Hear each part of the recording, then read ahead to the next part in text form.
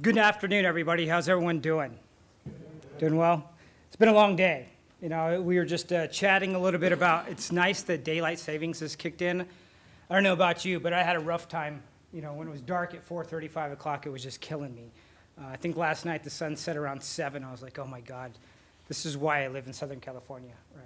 So today, I'm kind of stuck to this desk, and I just got yelled at for walking away.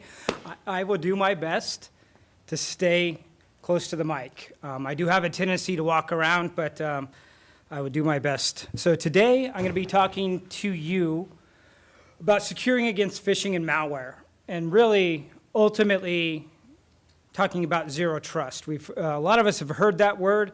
I'm going to go into some more details on this. The presentation that I have for you today, I will do my best not to make this a sales presentation, but I'm also not going into command line operations as well. So it's going to be kind of a middle ground. Feel free to interrupt me. I'm not just up here to dictate to you, right? I want to make this interactive. I know that a lot of us attendees, either as a participant or as a vendor or as a consumer, right? So any questions, either hit me up during the presentation or come see me afterwards, and I'll be happy to go into more details. So just a little bit about me, you know, why should you trust me? Why should you listen to me? You know, what's the point? You know, my name is Jeff Stout. I'm an enterprise security architect at Akamai Technologies. I actually came to Akamai via another company called Prolexic. Prolexic was the very first cloud-based DDoS solution out there. About 15 years ago is when we got our start. Akamai, at one point in time, we were actually competing for the same business, both the Prolexic customers and Akamai. Akamai was looking to build out a new solution, so it came down to a build versus a buy, right? So Akamai went out and looked at the best of their breed for DDoS solutions out there, and Prolexic was really, you know, top of the list. So the acquisition was a little bit unique. Oftentimes you see acquisitions where a bigger company buys a smaller company that's in the same space, where this was really a complementary augment to what they didn't have. So it just actually fit quite nicely. And I'm going to go fast forward. I've been using this material. I think I need to update it a little bit. Past couple presentations. This dates me considerably. This is the very first device I worked on. I worked on a lot of Bay networks and Wellfleet routers back in the day. That's when I first started getting into security. It's when I was writing ACLs. This is before Checkpoint. This is before PICs. Those didn't exist. Firewalls didn't exist back then. It was just ACLs on a switch or ACLs on a router. And I remember just beating my head against the wall with a bunch of Wellfleet devices. And then Cisco came along, and Cisco kind of changed the game. Cisco made a major purchase of PICs at the time, and really since then we've been catapulted into various different levels of security. One of the things I'm going to go into right now, I'm not going to spend a lot of time on, but I did want to cover this real quick. It's been in the media everywhere. It's not what my presentation was originally about, but I did want to cover this briefly. And really, I want to take this up a notch and talk about this, not necessarily about this specific incident that occurred, but this is something that we predicted a year and a half ago. Last year, there was a couple of undocumented reports of terabits per second attacks. They weren't confirmed. The biggest attack that we saw last year was about 625 gigs per second. Now, if you actually wrap your head around that, think about that. That's actually quite phenomenal, right? Most companies have one, maybe two 1 gig links. If you're lucky enough, you've got a 10 gig link, maybe a couple of bonded 10 gigs, and you committed to a lower level. Start wrapping your head around that on the attack sizes that are coming out. Let's say you've got 20 gigs. Anything over 20 gigs and it's pretty much game over, right? So what we learned and what we saw recently that was confirmed both by our SOC services as well as by GitHub and their NOC is we're now seeing terabit plus attacks. And what was very interesting about this one, not only was it a terabit, it was 1.35. 3.5 is a hell of an attack. That's basically almost double of what we saw last year. So, what's going on here? Really, ultimately, what it comes down to, it's just like fashion. It's a cycle. What was cool and hot, 10 years ago is now cool and hot now. I look at my daughter, and she's dressing like she's from the 70s. She's got the bell bottoms on. She's got these fluffy shirts. It's just funny. The same thing happens in security. This is not a 0 day. This is not brand new. This has been out there in the wild for quite some time. But what has changed in the industry as a whole is the amount of firepower that is available for the guys to launch these. Reflection attacks are notorious due to companies like Amazon, Microsoft, Rackspace, you name a cloud provider. And they offer phenomenal services, various different levels, platform as a service, infrastructure as a service, even security as a service. But what they're also doing is allowing the bad guys to constantly go out there and scan these services to see what's available, what's up and listening. In this case, it was Memcache. And really, ultimately, the success on this particular attack was actually a pretty simple one to mitigate, because it was literally just block that port. Well, a lot of people ask, well, why can't we just do that globally? Why don't we just do that worldwide? Why don't we just block that port across the entire internet? Companies like CenturyLink have actually taken some efforts to do that. But ultimately, these are services that still need to run, so we can't necessarily shut them down. And a lot of my talk today will be around DNS. And DNS is another one of those services you just can't shut it off, right? You can't just stop and block port 53. It's not going to happen. I'm going to walk you through this particular attack. Again, not go into the details, but here's just a quick snapshot of what our SOC saw from a payload perspective.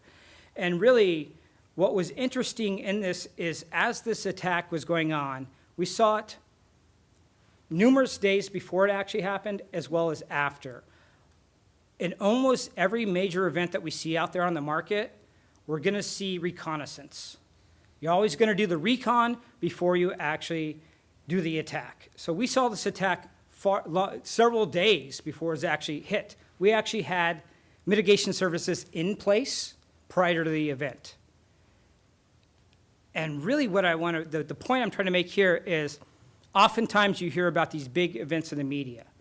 To me, there's a little bit of ambulance chasing going on. Everyone's, oh, I got the biggest, I've got the biggest, I got the biggest. A couple of days after this event, there was another announcement of a 1.7 terabit attack, still unconfirmed. Nobody's been able to validate that one. But really what it is getting away from the actual events, because it's very easy to find these. So for instance, I'm not sure if you guys are familiar with Showdown at all, but Showdown is one of my favorite tools. It's one of the favorite tools that the hackers use. Essentially what this is, it's a crawler, and it's an exploit tool. All I have to do is put in some very simple keyword searches. For instance, I could put in port 11121, and it's going to scour the entire internet for me and find out any listening servers that are out there that have that port open. And if you look, I know it's a little bit of an eye chart here. It gave me the stats back rather quickly to tell me, here's all the services, here's all the servers, and here's where they are. People use Showdown every single day to find these types of exploits out. I use it for some various other research projects and other things. So it's very easy to find these types of services. And ultimately, I know you guys have probably read quite a bit about this particular exploit, but essentially what this does, this exploit costs nothing, because they were able to send just a handful of packets. Based on that, they're actually able to have a reflection attack 50 times the volume that they sent. Many times when it's a non-reflection type of attack, it's very expensive for the attackers. It actually costs them quite a bit in CPU power, bandwidth. They have to borrow botnets, stuff of that nature. But this particular attack was able to spin that up very quickly and then shove it to somebody's front door who was not expecting that. In this particular case, it was GitHub. And we worked quite well with them during this incident. And what's interesting is, here's a back channel that we were on. We're actually monitoring. So our SOC is always out there monitoring various different IRCs. We're looking at what's going on Pastebin. We're actually monitoring LinkedIn, various other channels out there to figure out what's going on.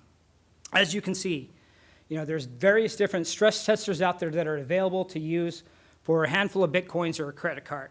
In this particular case, what I thought was really funny, if you keep going on, and looking at this conversation, we actually saw the conversation that was happening before the guy who was going to buy the service from this particular service provider. And there's a little bit of chat conversation. They're specifically saying, oh, if you're trying to launch this attack against certain providers out there, it's probably not going to be very effective. You probably should use a different service against a different network so you can actually take that down. So I thought that was a little interesting in this particular case. Again, this is nothing new. What we're seeing, though, is the bad guys are figuring out when they go to attack something. Again, it's all about recon. I'm going to do my homework, figure out what type of security controls are in place. Because if a particular company has a lot of security controls in place, I'm going to go on. I'm going to go to the next company and the next company. Because I only have a certain amount of payload in my arsenal. And once I spend that, I'm done. So if I spend it on attacking a company that's going to properly defend against that, I'm going to get nowhere. So I'm going to move on to a company who does not have those types of defenses in place. Now, you'll see some other nation-state actors and political agendas. They don't care what security's in place. They're just going to do it to be more of an irritant than actually be successful at doing any exfiltration. You know, why cloud security? I think we all know the answer to this, right? We see this every single day. You know, I'm not here to read what's in the latest, greatest articles. You know, you pop open any search engine and you type security breaches, security incidents, exploits. They're everywhere, every single day, and growing.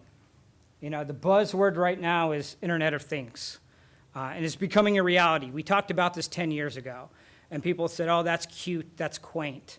But the reality is the Internet of Things are there. You know, whether it be your refrigerator, my dishwasher. Actually, I got a brand new dishwasher, and the damn thing's got a Bluetooth connect. Why my dishwasher needs Bluetooth? I have no idea. I mean, does it tell me that I need to go buy new detergent? I don't know.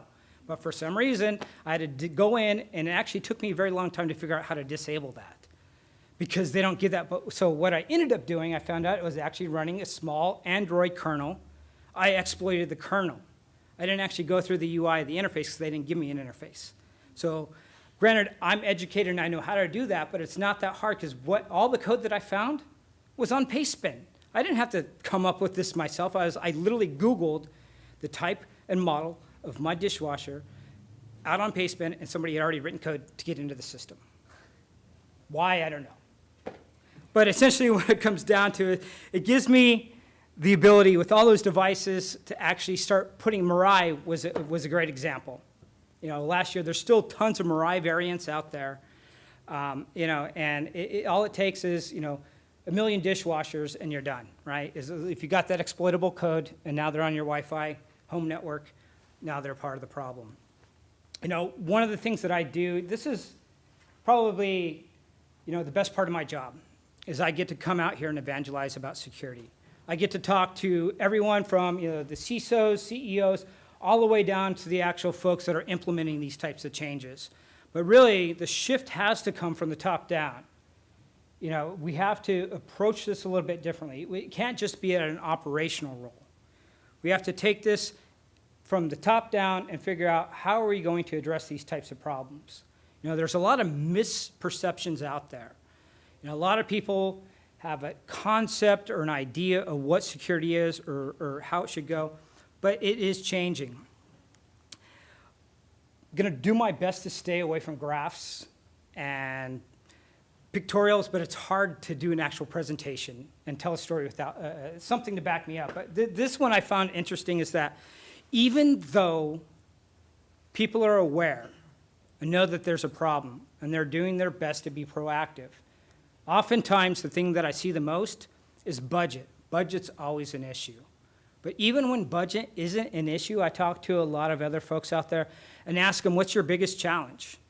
And a lot of them say, I just don't have time. I don't have the resources. I've got money, but I just can't get around to that. You know, I watched a really funny video the other day. I was talking about patching. And they showed this guy on the beach, and he had a broom. And he's trying to sweep back the ocean off the beach. And he goes, this is what it's like being a sysadmin trying to stay ahead of patching, right? Because it's a constant thing.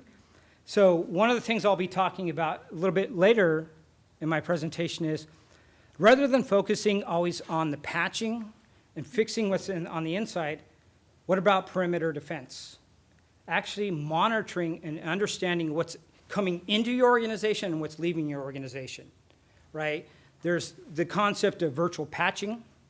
There's the concept of actually, when we talk about phishing, this is funny. I'm going to go off on a little bit tangent here.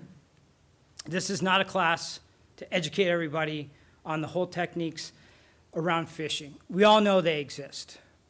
And hopefully all of you have various different levels of education within your organization for different campaigns. One of the things that we talked about at lunch, oftentimes you'll run your employees through a phishing campaign, and there may be, let's say, 10 people that fail. You grab those 10 people, you do what you can to educate them. And 6 months later, you run a very similar campaign, and out of those 10 people that were your problem children, if you will, over 50% of them are still problem, right? Well, the thing is, I'll rephrase it a little bit differently. You can't patch human nature. Just not going to happen. One of my favorite phishing campaigns out there is happy hour. Everybody loves a free happy hour. Every company does happy hours, right? But the thing that I see a lot of times is a well-crafted email that looks like it's coming from the company's, from inside the company, saying happy hour at Chili's, happy hours or whatever, but we need a head count. Please click on this Google form so that we can get a proper head count. Well, now you've just now gone to command and control and you're done. So my point is, yes, education is necessary and it is critical, but it's not going to solve all your problems. Everybody wants a free happy hour. So rather than focusing on phishing campaigns and education, yes, it's necessary. Let's start looking at what's leaving your organization. How can I get a better lens, a better scope, and a better understanding of that outbound communication? Because 90% of that is just going to go back to command and control. At that point, that's where the malware comes in. The malware is not on the system yet, but once you click on that link, one and done. Here's another interesting slide that I always bring up. OWASP, I belong to my local OWASP chapter. I speak at those events quite often, and it's amazing. This has been around for quite some time. They finally have ratified version 3 of 2017. There's a couple things that fell off of version 2, which I was actually a little bit to my disappointment. API protection fell off, which I thought was a little unusual. But when we poll a lot of folks out there, it's just amazing that I find two industries that have a really hard time. That's in healthcare as well as government services, public sector. And there's a lot of reasons for that and a lot of challenges around that. So again, this goes back to, rather than focusing on what's happening on the inside and trying to fix everything and patch everything and do everything, if you have the proper system in place, it'll do a lot of that heavy lifting for you. We see these types of slides all the time. Nobody is immune. I used to have conversations with hospitals years ago, and they're like, who wouldn't attack a hospital? That's ridiculous. Well, we all know that a PII record for a hospital is actually more valuable on the dark net than a credit card. And I'm not going to go down the whole rabbit hole of PCI and all that fun stuff in HIPAA, but ultimately the point I'm trying to make here is this is not going away. This is something that we're, front of mind for a lot of folks. This particular slide is a little bit dated, but what's interesting is the arrows are always going up. Very rarely do I see the arrow go down for a decrease. However, what's really funny is we saw a considerable decrease in DDoS traffic last year. But now, this year, we're seeing the mega attacks. Again, just like fashion. Just because it goes away for a while doesn't mean that it's not going to come back, right? A lot of these folks, they're very patient. They're very tolerable. So here's some good news. This is what's awesome. So, a lot of times I get up here and I'm speaking and I'm just slinging stuff and I'm talking about exploits and bad stuff and you better watch out. I never approach this from a fear factor standpoint. I'm not here to instill fear, to instill uncertainty or doubt. This is the reality of the world that we live in. I think that we're seeing a huge shift, that folks are actually hiring educated folks to get in front of this problem. You know, the position of a CISO didn't exist 10, 15 years ago, especially in public sector. It's only been in about the past 5 years that I've actually seen that role actually take on not just a title, but actually have some power to actually put some action into place. So it is a challenge and it's evolving, but things are changing. I'm going to spin this off into a little bit and start talking about the bot problem. You know, there's tons of different problems out there, and I promise you I'm going to tie this back into what the title of my presentation is, but I'm going to go off into a little bit of a tangent here, talking about the bot problem, and I'm just going to build this out. But essentially what we're seeing is that a lot of the problems out there are being driven by bots. Now, if you think about bots, when I first think about bots, I remember when I was a kid, I used to have to camp out for concert tickets. You know, we'd go down to Gart Brothers. I don't know if you guys know who Gart Brothers is, but it was a sporting goods store back in the day. And you would literally camp out the night before in tents and hang out, and then they would release the tickets at 7 a.m., and there would be this barrage, and everyone that's in line, yay. Well, that wasn't very effective. So then they started doing lottery style, where you would get a number. So you would still stand in line, camp out overnight, but then you would get a ticket. But just because you were the first in line didn't mean that you were the first to get the tickets. That was a little bit more effective, but now as online sales have come about, you know, it's gotten to the point, if I want to go to a really big concert venue, you know, if I want to go see Beyonce, or my daughters want to go see Beyonce and I have to take them, or if I want to go see YouTube, I don't even bother going to Ticketmaster. I go to the third parties because I know I can get a ticket there because the bots have already bought all the tickets, right? Well, that is, you know, 10 years ago. So I'm going to talk a lot more about where have the bots evolved to? How sophisticated have they become?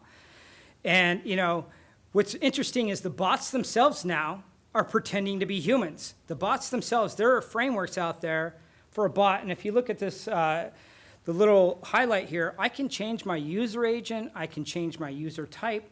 So the bots actually have a framework to work with. So one day I'm Chrome, the next day I'm Firefox, the next request, my user agent is Android. And all of this is done via a script and a framework that I can get off of Pastebin or various other sources. So it's not very hard to do.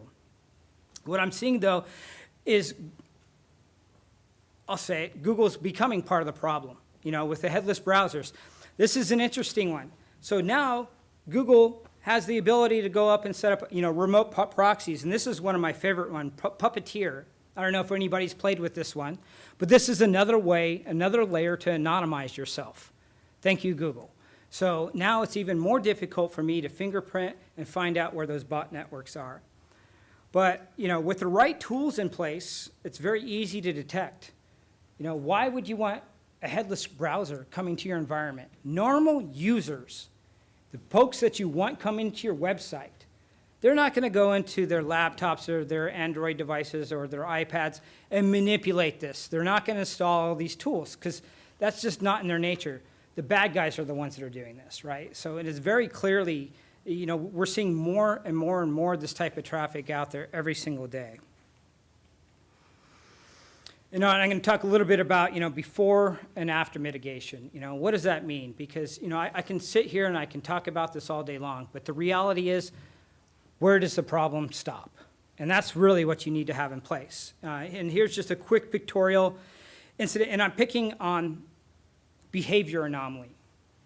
Because in the past, everything was signature-based, right? It was about me profiling you, profiling you, profiling you to identify you, to get a fingerprint, just like the police do. You get a fingerprint, ties it to a name, ties it to a rap sheet. That's how most security has worked for a very long time. Signature-based detection. You know, years and years ago, I used to work with Marty, the guy who wrote Snort before it became SourceFire. And that's what it was all about, was identifying a signature and applying security based on a signature. However, in our modern times, that just does not work. Because the bots can evade. So what we need to do is look at behavior. Get away from signatures and actually look at behavior. How are the bots behaving? The bots are pretending to be human, but are they behaving like a human? No. Because the bots themselves, even though they write these frameworks, the bot network's going to have in the code how fast to type in the username, how fast to type in the password. There's going to be no mouse movement. There's going to be no gyroscope information off of a tablet or a phone. By being able to collect that information, now we can stop looking at signatures and look at behavior. Because that's really the evolution of not only our solution at Akamai, but you're going to see it across a lot of companies, is let's stop profiling and fingerprinting and actually looking at anomalies in behavior. And that's really where the evolution is going. And, you know, when we worked with this particular customer, major bot problem. The moment that we put it in, you can quickly see, boom, traffic went away. We had a huge spike that hit out on the behavior anomaly in this particular incident, but literally within a few hours, the problem pretty much went to zero. It doesn't mean that the bots aren't going to continue to try, but now that we have that security mechanism in place, they can try all they want. They're still going to be stopped because, again, we're not basing this on a signature. Because the moment that you put a rule in place based on signatures, all they have to do is change one variable. Unless you wrote a really crafty statement in regular expressions that can capture every variable. Regular expressions is very powerful, but it's not going to catch everything. So the moment that they change enough variables, that signature is dead. So they're, again, focusing on behavior. You know, why is DNS overlooked? You know, it's just so funny that, you know, we saw some major DNS outages in the last couple of years. We're seeing this attack vector come up more and more and more. But, you know, a lot of folks don't think of DNS and security in the same conversation. I would say you need to actually look at this differently. DNS needs to be your main focal point when you're looking at this. You know, we're talking about patching earlier. You can't patch the human factor. No, you can't. But what you can do is have the proper lens in place so during those incidents, when somebody clicks on that link, because they're going to click on that link, it's just going to happen. I'm sorry, I don't care what kind of DLP solution you have in place. You know, I worked at WebSense for a number of years, intimately familiar with DLP. But the reality is not everything's going to be caught. So you really have to be more intelligent on, a lot of people don't even log DNS. They're not logging because the amount of information in that. Splunk will love you, IBM will love you because now your bill's gone up just for storage, right? So the first step is in recognizing that there's a problem is recording it. If you have no evidence, there's no way to prove that the malware that got installed on Bob's system came because he clicked on something and he went to command and control. Command and control came back in and dumped in that malware that's affecting the entire company. Well, they don't even know what happened. What did Bob click on? Where did it go? To have those analytics in place is the key, because everything starts with DNS. You know, especially when we're talking phishing and malware, that's the majority. I'd say it's higher than 91%. It's funny, you know, numbers to me are funny when it comes to statistics. You know, I put some weight into it, but I'm not going to put all my intelligence into just a raw number. But the reality is, it's a huge issue.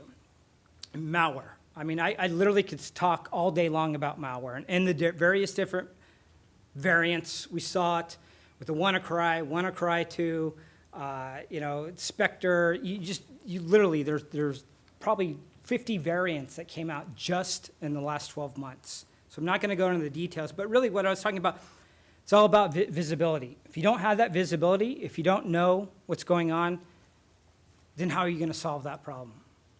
You have to know you have a problem. You know you have a problem because you're feeling the pain. But until you can properly diagnose it, you can't apply any methodology behind that. You know, blacklists, it's so easy to get around that. It's very easy to get around, you know, various different, I call it the whack-a-mole game, whether it be an IP whack-a-mole or FQDN whack-a-mole. You're chasing your tail. Chasing your tail is all you're doing. Here's another one. I'm going to tie this back to the bots, the DGA. So there's a huge botnet out there. All they do all day long is register domain names. Millions and millions upon millions. There's scripts out there that just go out and register domain names. Some of them are human readable. Other ones are like XYZZ2. Some of them are in hex. They're just registering a shit ton of domains, I'll say it. And what they're doing with those domains, they may or may not be leveraging those domains. But at any given time, one of those domains will now be command and control. And that's where the malware lives. The moment that command and control server has been exploited and has been found by a security researcher, then they just changed because they literally have millions of domains to choose from. And it's a robot out there that's literally going out and spinning up these domains and tearing them down on a daily basis. So they literally have unlimited resources to store this malware out there. You know, Fast Flux is a little bit different and unique. You know, we're seeing a little bit more of an uptick of this. This, again, is a very old exploit. You know, I'm going back 20 years with this. You know, and ultimately, the goal is to, if I'm able to do a zone transfer out of your environment, it just gives me more intelligence. It broadens your attack surface.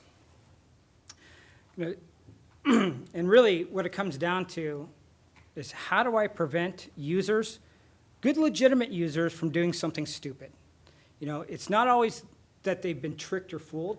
Sometimes it may be a mistake. You know, my wife works for Thomson Reuters, and you know, they got an email that came in, had the Thomson Reuters letterhead, had all this highlighted information, and what was unique about it, in the letter itself was talking about a program that they've been trying to get up and running for over a year. And the letter basically said, it has been approved, we're moving forward with this. And it was a third-party company that was doing most of the integration. So all the employees got this letter, and they thought, great, we finally got it through the bureaucracy that is TR, we're going forward. And my wife walked into her boss's office and said, hey, Kim, looks like we got that approved, we're all good to go. And her manager looked at her and said, what are you talking about? She says, well, we all got the email today, it's been approved. And that, you know, we need to click on this and sign this up. And she's like, oh my God. And by that point, it was just too late. You know, people had already clicked on that link, so it's going to happen. So what can we do? We need to have some controls in place to manage that, because you're not going to be able to control the human factor. Just not going to happen. You know, this is a talk that everyone talks about, defense in depth. You know, I learned this particular stanza doing SANS training, you know, 15 plus years ago. It's all about having those different layers of approach. You know, antivirus just doesn't do it anymore. Traditional network firewalls don't do it anymore. Some of your SWIGs and, you know, outbound proxies do a really good job, you know, but really you have to have, beyond that, you have to have more intelligence. And it can be a little bit daunting as an IT service provider. It's like, what's next, really? But again, this comes down to is, you know, the human factor. I'm going to talk quite a bit now, kind of spin this a little bit into zero trust. You know, enterprises are literally turning inside out. As more and more services are available to the cloud, people are adopting that. For a long time, a lot of the cloud initiatives were black ops IT, right? Your IT folks are frustrated. They're frustrated because they can't get the right VMware licenses. You know, they can't get a box stood up fast enough. So what do? They use their own personal credit card to spin up a system on AWS. Well, now that system becomes mission critical. Hasn't been secured, hasn't been patched. Oh, and guess what? Somebody put a connector, so now it's VPN accessible. So now that box has access to all my corporate environment. So, you know, it is literally changing the whole game. You know, we're talking about different layers. As things seem to be more simple, it's actually causing us a lot more problems. This is what it comes down to, unfortunately. You know, just quick question, I'll pause. You know, who in the room is familiar or has heard the term zero trust? So, handful of folks. It's the new hotness, it's the new buzzword. You know, every 6 months in this industry, there's got to be one particular topic, one particular buzzword. Digital transformation is the one that bothers me. I don't know why, but that word just, it's like nails on a chalkboard. But that's the other buzzword right now. Zero trust, digital transformation, right? You know, we look, I've used this analogy, way overused this analogy pretty much my entire career when we talk about security. When you're defending the castle, what do? You build drawbridges, you build moats, you have an interior wall, an exterior wall, multiple layers of that perimeter defense. Here's a quote. It's quite brass. You know, as businesses monetize information and insights across a complex business ecosystem, the idea of a corporate perimeter becomes quaint, even dangerous. That's a pretty powerful statement. It's basically saying DMZs have no point. I don't agree with that entirely, but they're basically saying that is not the methodology that you need to adopt. It used to be you had a trusted network, an untrusted network, and a DMZ, right? And that was the methodology, the three-layer methodology. Well, that has radically changed. Really what it comes down to, zero trust, is there is no trust, untrust, and DMZ. They're all the same now, right? There's not this notion of inside and outside. It's funny, I used to work with NetScreen firewalls, and Juniper bought them. And they literally, their entire nomenclature, all their documentation was all about setting up zones. Untrust zone, trust zone, and you would put a numeric value to those zones, right? And they pretty much pre-configured you a nice firewall already. So certain ports were already designated as trust ports. These are untrusted, and this is your DMZ ports. Half your job's done for you if you're a firewall admin. I love NetScreen devices. I installed thousands of them. But really, that is now all being collapsed into that, because there's no idea, the concept of trust versus untrust. And here's some references. It's not just me, it's not just Akamai talking about this. This is a philosophy. This is a framework that's coming out there. You'll see many, many companies out there embracing this methodology. Again, I'd say in the next 6 to 9 months, it's going to be everywhere. It's just now really hitting the marketplace, but it's been around for quite some time. And really what it comes down to, I can beat this horse to death, is we cannot trust our inside users anymore. We can't trust that because they may already be infected. They may be the problem. We've had this conversation for quite some time. Again, a lot of folks are saying, hey, to set up these environments is just extremely complex. It's complicated. It's just really frustrating is what it comes down to.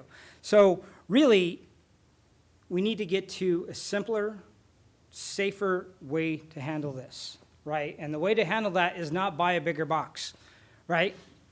And so, forever, that was the solution for many vendors. Buy a bigger box, solve your problem. That is not going to work anymore. So really what it comes down to is access, security, and performance.